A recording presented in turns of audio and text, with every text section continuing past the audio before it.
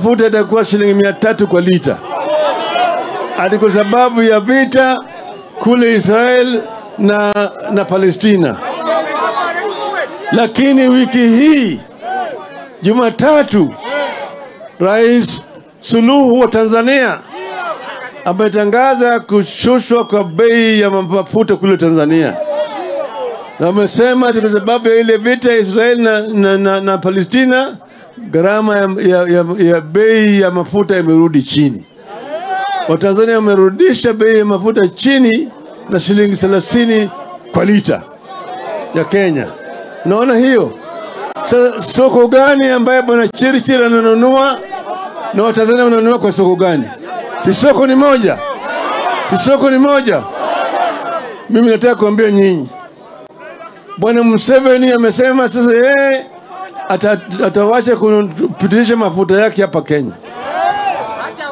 Amesema atawacha kwa sababu gani? Amesema they do not want to pay Kenyan corruption. To pay because Bwana Ruto alisema amewacha ametoa makampuni ya mafuta kununua mafuta kutoka ngambo. Anafanya kitu inaitwa G2G, at government to government.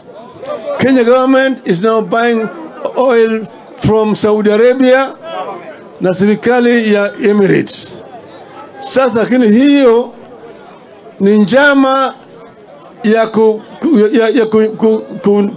kunyanyasa wa Kenya. Hiyo bei ambayo wanauza hii mafuta katika kila lita wameweka 30 juu. Each and every liter of oil which they are selling, they are eating 30 shillings. They have loaded 30 shillings in each and every liter.